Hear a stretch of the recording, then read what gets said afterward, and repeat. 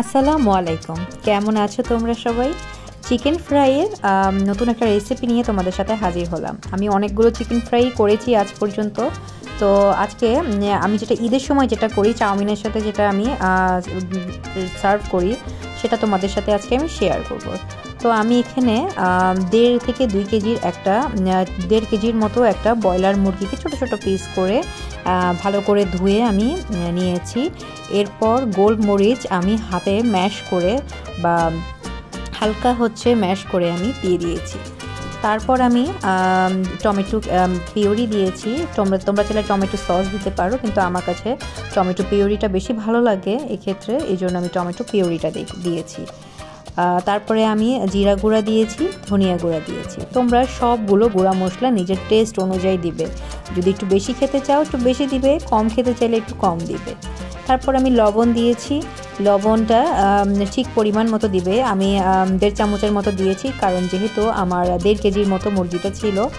তো আমি এখন গুঁড়া মরিচ দিয়ে দিয়েছি। শুকনো গুঁড়া মরিচ দিলে একটু ঝাল ঝাল লাগে, খেতে খুবই ভালো লাগে। তোমরা যদি আরও স্পাইসি করতে চাও তাহলে আরও গুঁড়া মরিচ অ্যাড করতে পারো। এরপর আমি হলুদ দিয়েছি, হলুদটাও একটা সুন্দর কালার নিয়ে আসবে। আর সেই ক্ষেত্রে এছাড়াও আমি ফুড কালার ব্যবহার করব, সেটাও তোমাদের সাথে শেয়ার করব। এরপর আদা রসুন দিয়ে নিয়েছি। চিকেন ফ্রাইটা তোমরা বাসায় বানিয়ে দেখো, অসম্ভব মজা হয়। আর যে কোনো গেস্ট বা যে কোনো বাচ্চারা এটা খেতে খুবই পছন্দ করবে। তো আমার বাসায় এই জন্য আমি এটা করে থাকি। গত বছরও করেছিলাম, তাই এই বছরও করছি। তারপর আমি একটি ডিম দিয়েছি যেন চিকেন ফ্রাইটা একটু সফট থাকে। আমি খুব বেশি হার্ড করব না ফ্রাইগুলো, মানে একটু ভাজা ভাজা করব, কিন্তু ভিতরটা সফট থাকবে, বাইরে হার্ড থাকবে বা বাইরে একটু ক্রাঞ্চি হবে। তারপরে আমি আটা দিয়ে দিচ্ছি। তোমরা চাইলে ময়দাও দিতে পারো, আমার কাছে আটা ছিল, আমি আটা দিয়েছি। ময়দাও দেওয়া যায়, এতে কোনো সমস্যা নেই। ময়দা দিলেও কোনো সমস্যা হবে না, আটা দিলেও কোনো সমস্যা হবে না। আর তোমরা যদি একটু আরও বেশি ক্রাঞ্চি চাও তাহলে চালের গুঁড়ো দিতে পারো হালকা। আমি চালের গুঁড়ো দিব না, আমার কাছে ভালো লাগে না চালের গুঁড়ো দিতে। এক্ষেত্রে আমি আটাই সবসময় ব্যবহার করে থাকি। আর আমি অরেঞ্জ ফুড কালার দিয়ে নিচ্ছি, রেডম্যানের। আমি এটা কেকের মধ্যে সবসময় ইউজ করে থাকতাম। তো ফুড কালারটা আমার কাছে ছিল, আমি অন্য কোনো ফুড কালার ইউজ করি না। সাধারণত অনেকে অনেক ধরনের অন্য কালার বাইরে থেকে কিনে আনে, যেমন জর্দার রং, হাবিজাবি অনেক রং পাওয়া যায় বাইরে কিনতে। আমি ব্র্যান্ড ছাড়া কখনোই ফুড কালার ইউজ করি না। আমি সবসময় রেডম্যানের ফুড কালারটা ইউজ করি, যেটা অথেন্টিক। কেকের দোকানে বা ক্রোকারিজের দোকানে তোমরা এটা পেয়ে যাবে, যেখানে কেকের সামগ্রীগুলো পাওয়া যায়। তো আমি সবসময় এই ফুড কালারটাই ইউজ করি। তো এরপরে আমি ভালোভাবে বাইন্ডিংসের জন্য আমি আটাটা দিয়ে নিচ্ছি, যেন সুন্দর একটা বাইন্ডিংস হয়। আর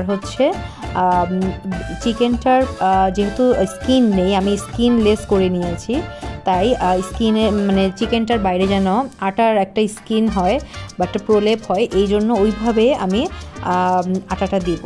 খুব বেশিও দিব না, খুব কমও দিব না। যদি খুব কম দেই তাহলে মাংসটা খুবই খোলা খোলা লাগবে, দেখতে সুন্দর লাগবে না, মচমচেও হবে না। তো আমি সেইভাবে আটাটা দিয়ে ভালো করে মেখে নিব। আর তোমরা যদি পারো এটা ওভারনাইট ম্যারিনেট করে রাখতে পারো, তাহলে আরও বেশি ভালো হয়। ওভারনাইট ম্যারিনেট করে রাখলে চিকেনটা খুবই মজা হয়। আমি তো চিন্তা করে রেখেছি ঈদের 2-3 দিন আগেই আমি আমার চিকেনটা ম্যারিনেট করে রেখে দিব, যেন ঈদের দিন আমি এটা ভাজতে পারি। কারণ ঈদের অন্যান্য অনেক কাজকর্ম থাকে, তোমরা তো ভালো করেই জানো। তো সেই কাজকর্মগুলো যেন আমি অন্যান্য সময়ে করতে পারি, বা সময়টা যেন বাঁচাতে পারি, তাড়াহুড়ো যেন না লেগে যায়। তাই চিকেন ফ্রাইয়ের ম্যারিনেশনটা আমি 2 দিন আগেই করে রাখবো। তো তোমাদের সাথে সেটাও আমি লাইভে চেষ্টা করব শেয়ার করার। তোমরা আমার লাইভে বা আমার চ্যানেলে চোখ রেখো, চেষ্টা করব ঈদের আমি যা যা রান্না করব সেই সব রান্নাগুলো তোমাদের সাথে শেয়ার করার। আর আমার ভিডিওগুলো তোমরা কে কোথা থেকে দেখছো আমাকে কমেন্ট করে জানিও। আমি চেষ্টা করব তোমাদের নামগুলো সবার সামনে পড়ে শোনানোর, আর তোমার কমেন্টগুলো আমি পড়ার চেষ্টা করব। তো আমি চুলার মধ্যে চিকেন ফ্রাইগুলো করার ক্ষেত্রে আমি তেল দিয়ে নিয়েছি, সয়াবিন তেল। আর আগে দেখে নিচ্ছি তেলটা কতটুকু গরম হয়েছে, এটা একটা টেকনিক আমার।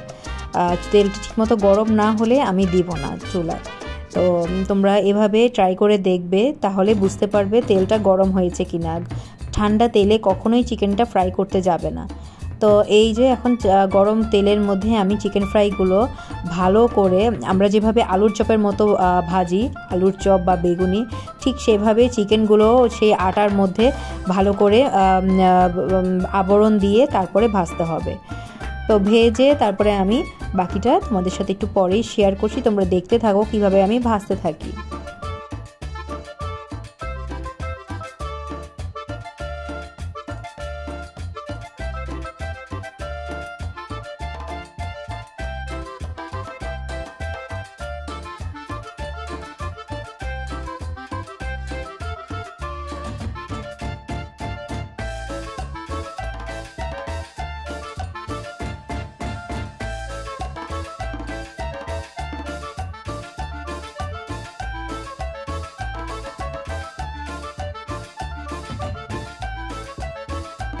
চিকেনটা সবসময় তোমরা মিডিয়াম ফ্লেমে ভাজবে, হাই ফ্লেমে কখনোই দিবে না। হাই ফ্লেমে দিলে চিকেনটা পুড়ে যাবে, তখন দেখা যাবে যে উপরের দিকটা হয়েছে ক্রাঞ্চি হয়েছে কিন্তু ভিতরের দিকটা কাঁচা রয়ে গিয়েছে। যেহেতু আমি ব্রয়লার মুরগি দিয়ে চিকেনটা করছি, সেই ক্ষেত্রে একটু সময় নিয়ে ভাজতে হবে, কারণ ভিতরটা নাহলে জুসি হবে না আর ভালো মতো সেদ্ধও হবে না। তো সময় নিয়ে চিকেনটা অবশ্যই ভাজতে হবে, মিডিয়াম ফ্লেমে বা একটু কমে তোমরা রাখতে পারো চুলার আঁচটা। তারপরে হচ্ছে আমি আস্তে আস্তে করে সবগুলো চিকেন ফ্রাই ভেজে নিব।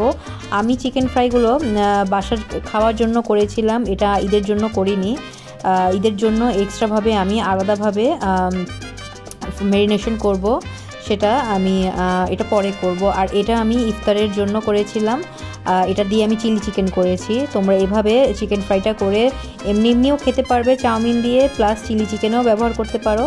চিলি চিকেনে সাধারণত যারা ফ্রাই করে রেস্টুরেন্টে, তারা অত একটা মশলা বা অত একটা ম্যারিনেশন করে না, ধুমধাম ভেজে ফেলে, কারণ এটা পরে রান্না করা হয় চিলির বা সসের মধ্যে দিয়ে। কিন্তু আমার কাছে এভাবে চিকেন ফ্রাই করে নিয়ে তারপর চিলি চিকেনে দিতে আমার কাছে খুবই ভালো লাগে, তখন চিকেনটা খুবই জুসি লাগে আর মশলাটা মনে হয় যে খুব ভালো করে চিকেনের ভিতরে ঢুকে। তুমি চিলি চিকেন করলে কিন্তু ভিতরে যদি ঠিকমতো মশলাই না ঢুকে, তাহলে পুরো রান্নাটাই বৃথা। তো এই সব দিকেও খেয়াল রাখতে হবে। তো আজ এই পর্যন্তই ছিল, আমি বাকিগুলো প্রিপারেশন নিয়েছি, ওগুলো চিলি চিকেনের প্রিপারেশনটা তোমাদের সাথে আমি পরে শেয়ার করব অন্য একটা ভিডিওতে।